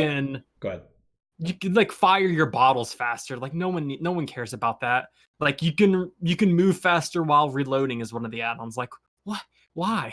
Yeah. Like there's We- just a lot of it's just We could do a whole episode on reworking the Clown as well. So, I mean, obviously, we're coming up with all kinds of good future content. But I guess the votes would be Clown, Trapper. I feel like we all agree there are merits on both. So, yes, absolutely. yeah, I don't know. It sounds like, based on the rumblings and bumblings and stumblings we've been getting, that like Leatherface seems like he's close to getting something. I predict Leatherface will be the next killer. Really, that's kind of crazy. Really, Only because of the devs like hinting. Not because I actually think Leatherface is one of the more underrated killers in the game. That's another episode talk right there as well. But I think that he's going to get looked at. I think Billy and Leatherface add-ons are going to get looked at in the next patch. That's my prediction. January 23rd, 2020, my prediction. The next chapter patch, which is with the release of the new killer, will also feature reworks of Leatherface and Hillbilly's add-ons. Wow, That's my loaded. prediction. That's my prediction. The second part of Marcy Playground's question was for Dan, specifically. Alternative question for Dan. One survivor main to another. Do you think it's time to start reworking survivors to give them unique abilities? I feel other than the skin of the character you're playing as, plus how loud they grow when injured, there's really no substance. Dan, thoughts? I feel like a small buff to each survivor to just make them feel like a little bit more like I'm doing something a little more than like I don't know, like Ace has like an additional 5% to find a upgraded item in the chest maybe, or Nia has something, I don't know, she's a little bit like quieter by like 2%, like you know, like small. It doesn't have to be huge, but I could see that being a thing just to make it feel like more like you're maining the survivor because of their lore, but like also the percentage. They make it more of like, this is my survivor, this is what I main. I think that'd be really good. Gotcha. You know, honestly, like my snap reaction to reading that question was absolutely not, because in the min-max world of gaming in 2020, like as soon as they figure out who the best survivor is, that's all anybody's going to play. But if it was such a slight change, such a slight thing as like a 5% chance of this and a 6% chance of that, like, you know, I'm all for it. If it makes people feel like more connected to their survivor, I mean, I don't see a problem with that. If it's, I mean, you're talking something as minor as like the increase in add-ons in the Blood Web for Prestige, right? Like 3%? 100%. Yeah, I don't hate that idea. Alex, do you have any thoughts? I mean, I know she asked Dan, but you're I think important if too, we man. Yeah, no, I see how it is, Marcy. Don't even include me in the question. I think each survivor's 3 their 3 perks that pertain to them would have a little more of a boost. I think that would be. That's brilliant though. That'd Like be if you run Sprint Burst on Meg, it's got like a 10-second lower exhaustion cooldown or something. Yeah. Mm-hmm. Something like that. That's such a neat idea. Boom. Fuck, Dan, bro. I mean, I don't want to say I want to replace you with Alex, but like he's making a pretty good case. I saw this coming actually. I never should have let him on the show, Dan said to Wishbone as they were locked out of the house. Wishbone, by the way, is Dan's cat. If you guys are new to the channel, Wishbone is adorable. Dan's cat and also the podcast manager. So make sure when you email questions, you need to make sure you say something nice about Wishbone, or your question probably won't make the show. Okay, so that's all the questions we got in email. We got 15 questions on the survey, which is like actually nuts, and we don't have time for that. Do you guys think we have time to take a couple questions, or are you guys thinking it's about time to start rapping? What do you guys think? I would like a few questions. I feel like Yeah. What do we Let's got? do a few questions. All right, question number 1 is VPNs versus dedicated servers. oh my god, that's like the best question ever. I feel like Okay, well, Dan, you're excited. Let's hear your thoughts, bud. if you're using a VPN and you play killer, and you're doing it like, so say you're, I don't know, you're like from Australia, right? And you're coming like using your VPN to play on NA. Honestly, you should probably be banned for that because that it's insane. It's insane. Yeah, the B word is apparently a trigger word I found with a lot of Really? gamers. Yeah, people don't like using the B word, but I will say that in my extensive experience playing evenings, 9 out of 10 times that I'm playing a game and I'm like, what the hell is going on with this killer? How is he teleporting? How is he hitting me on the other side of the pallet when the pallet's down? 9 out of 10 times, that person is on a private profile or is on a profile that identifies in another country and they're using a VPN, most likely, I assume, using a VPN to play on NA servers. It's gross. It's gross. And like, I'm a killer player, so I don't think a VPN survivor really affects me very much because they're kind of the ones that are taking the brunt of the ping delay, right? But as a survivor player dealing with a VPN killer, like I get, and I don't want to get too specific here, but there are killer players on social media complaining about dedicated servers that actively use a VPN to play on NA servers. And they are not NA killers. And that to me is like how dare you almost, right? Like you're literally playing on a server you're not equipped to have a good connection with and then complaining that the servers have a problem. Like I don't know, man. I don't know. That's crazy. I know a person that did he kind of did test it out where he was using a VPN and it was very bad. The hits are very bad. I'll show you some of that later. Actually, Okay. it's like it's pretty much confirmed. Like these hits were like it didn't make any sense. Like he was slapping the survivor. The survivor was clearly like a foot away, and it was still hitting him. Wild, man. Alex, do you have any thoughts on VPNs versus dedicated servers? It's bad. I mean, if you're doing it, you pretty much know why you're doing it. Like, it's just not cool. Yeah, it's an unfair advantage. And yeah, again, like last thing I'll say, shame on you. If you complain about dedicated servers and use a VPN, shame on you because you have influence. And that's all I'll say about that. How do you keep the game engaging for survivors without making winning impossible? Ask the question again. How do you keep the game engaging for survivors without making winning impossible? I mean, depends on your definition of winning. I feel like, no? Yeah, the question, I don't want to skip any questions because I feel like every question should get attention, but I don't really understand the question very much. How do you keep the game engaging for survivors without making winning impossible? I mean, I feel like maybe what they're trying to say is like, how do you add new objectives without making it impossible? Which, again, I think Alex kind of touched on earlier in the podcast. Like, you give them secondary objectives that aren't required, so it's like an optional thing, maybe for more points or maybe for more, a more efficient generator repair if you do it. But otherwise, I feel like the game's already engaging for survivors and not really impossible unless they're playing Forever Freddy, in which case the game is impossible and you should probably just wait for the next one. I mean, for me, for a long time, winning in DBD was just like I would run plunders and ace and I would just run around looting. And like if I got out of the game with like a purple flashlight with a nice add-on, I'm like, I'm actually like making money off this. Easy dubs, boys. Easy dubs. Because it's like, it's like close to 10k blood points with item and add-ons attached. So I'm like, it's like, my blood web's in game. So like for me, it wasn't about, yeah. I never thought of it that way either, dude. Like, you're nuts. Dude, yeah, I am. Yeah. All right. I tried to change it up. The next question. Please revert the Swift rank thing. Is the question. Yeah, well, that would help so much. That would help a lot if they just revert it. That's the question. Please revert the Swift rank thing. Not a question. Yeah, just to see. I don't know. I don't disagree that reverting the Swift rank thing may alleviate some of our queue problems. DCs being a big problem in the game, not a question statement. We will do an episode on DCs within the next 2 to 3 weeks, I'm sure, as the conversation starts to shift away from the patch and starts to shift away from current hot topics. DCs are always going to be a thing. I've seen a ton of DCs. The next question, Dan's height. To answer that question is, I don't give too much information about myself. I am looking to do probably TwitchCon later this year, depending on how things go, or maybe even a little meetup. And I feel like until then, it's gonna have to be a mystery. Dan's saying, why don't you pony up some bucks for a trip if you want to see how tall I am?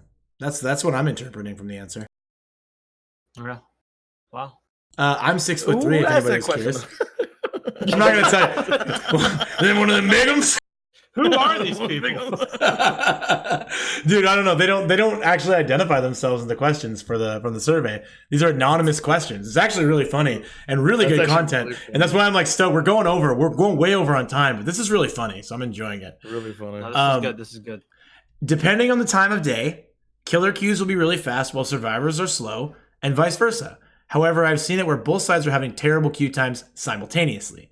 Some days we'll wait 3 to 5 minutes. Others can be 6 to 10 minutes. Is this person playing Killer and Survivor at the same time? How do they know if they're both bad? Probably swapping. I swapped. I did this the other day. I mean, to be fair, the other day on stream, I was sitting in a killer queue for almost 10 minutes. I was like, this is stupid. I'm switching to Survivor. 6 minutes later, I got a game. So both sides were experiencing substantial slowdown. Not a question. More, I feel like, relative to a conversation we've had. And like I said, we're going to continue to pound the survey, spread it around to as many communities as we can. If you're listening and you're a streamer and you'd like to get a hold of the survey and use the survey in your community to help us get more accurate numbers, please email me at intothefogpodcast@gmail.com or reach out to me on Twitch, Discord, MySpace, or you can also put out a smoke signal between the hours of 8 p.m. and 10 p.m. Pacific Standard Time. I'll be looking. Okay. The next question. Amanda is the best killer. Man, you guys got to work on the question. Is it the pig one? That's the pig, right? That's the pig one. Yes, Dan, that is the pig one. Okay. I think I know who that was in their band. The next question. I do too, actually. Go on. Pog Dog. Okay. This one is the best. I'm going to give that one the best question, I feel like. The next one's better, Dan. Dan's handsome, yet firm muscles and parenting skills.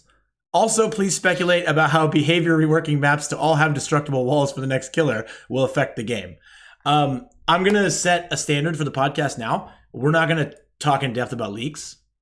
Do you guys, I think, Dan, I think you'll agree that we don't really want to talk about things that aren't... We can talk about things hypothetically, but I'm not a big fan of discussing leaks because leaks tend to not be the same thing once they're actually like a reality.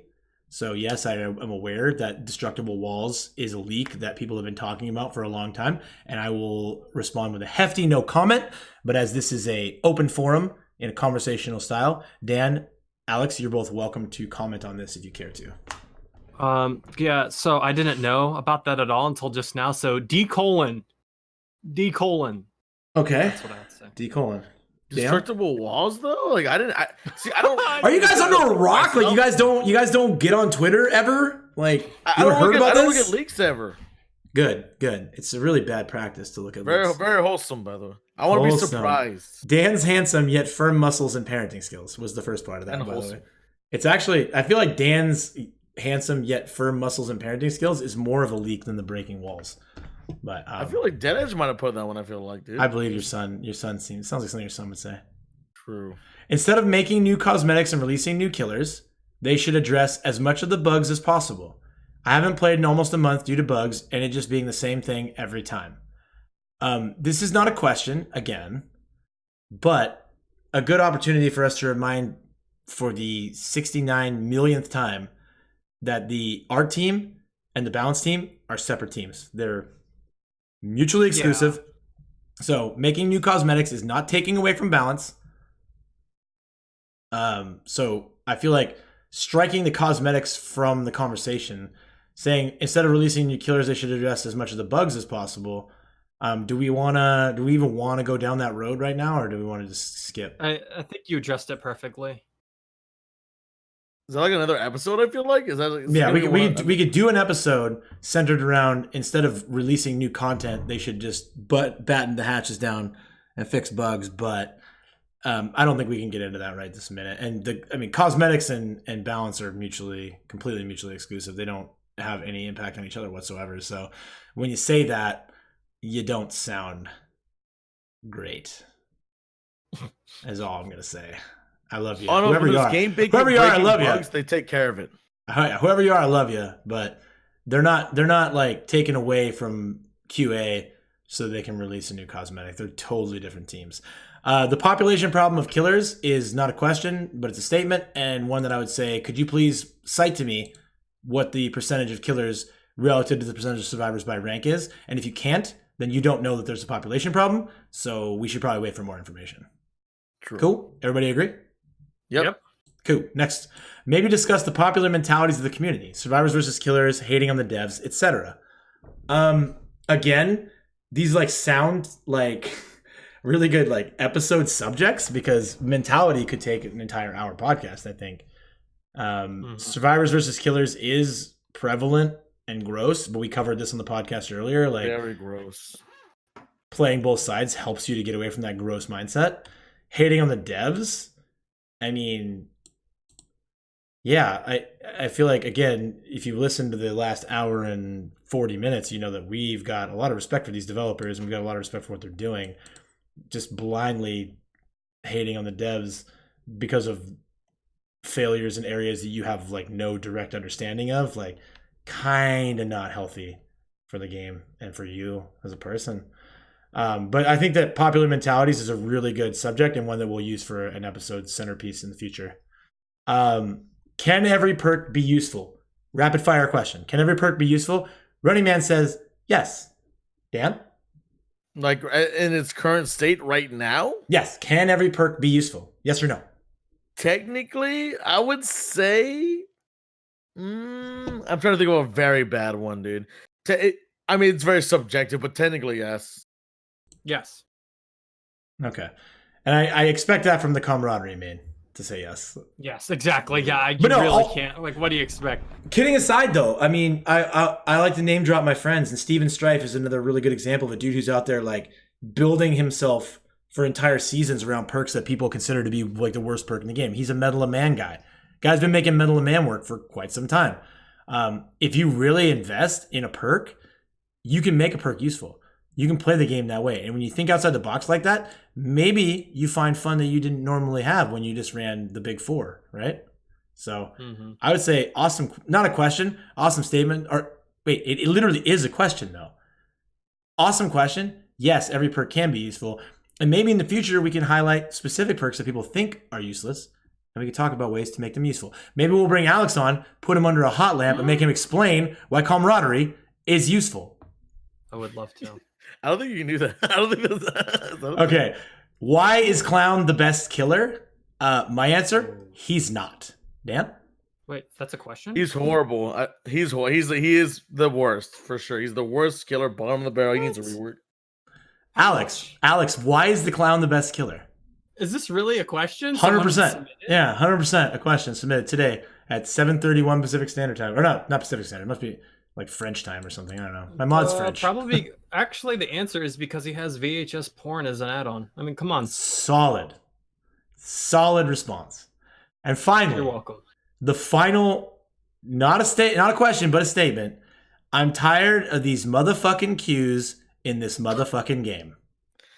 Fair, honestly, fair. I think that's fair. That's fair. Sounds like a frustrated Survivor Friends player if I've ever seen one. So thank you guys so much. We really appreciate all of the viewer-driven content, the questions, the statements. We had some good laughs. I appreciate Dan for being a good friend, a great content creator, and an outstanding podcast partner. I appreciate Alex for taking time out of your busy schedule to join us. Also a great friend, also a great content creator. This is the part of the stream where we put Alex on the spot and say, Alex, talk about yourself, dude. Why are you even here? What do you do? Okay. So I am the host of Hearth by Daylight, which is a group of streamers from the DBD community who play Survive with Friends every Saturday on twitch.tv Heroes Hearth. We start at 6 p.m. CT, and just recently we've had a huge breakthrough. Instead of just my perspective that we capture now, we can actually switch between every one of our streamers that are on board. And so now we capture every perspective. So you always see the exact action. And with me being host of Hearth by Daylight, I'm also the Dead by Daylight content coordinator for Heroes Hearth. So I create, additional shows, and further down the line, we're going to be doing tournaments, and we also have the Dan show going on now, so we got That's my content. favorite. Best show ever, I feel like. It is. Yeah, like I said, I mentioned in the beginning of the show, I've known Alex for a long time, and I'm very happy that we were able to reconnect in Dead by Daylight, both of us having a passion for content. Absolutely. Alex makes incredible content. He's an incredible person, like I said. His information will be readily available in the podcast description. His socials, Twitter, Instagram, his OnlyFans, which oh yeah, trust me when I say worth the price of admission, boys. No, but like all joking aside, he's been really, really active in Heroes Hearth. I mean, he reached out to me well before you guys ever heard of him in my channel, well before I ever talked about him, and talked about Hearth by Daylight. He reached out to me just inquiring about any interest in like future tournaments and whatnot. Like, he's very passionate about our community.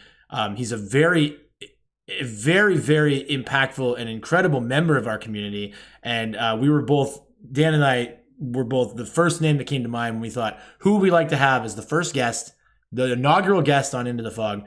Alex's name was the first name out of both of our mouths. You guys are incredible. Like I said, his links, his socials will be in the description. Follow him on Twitter, follow him on Twitch, follow Heroes Hearth and Hearth by Daylight on Twitch, because that's weekly content and outstanding content. And plus, like, once in a while, Dan and I are on it. Dan's got his own show because he's apparently got more swagger than I do. But once in a while, they really get to the bottom of the barrel and they're like, hey, Running Man, you want to come be on Hearth by Daylight? And it's an amazing time.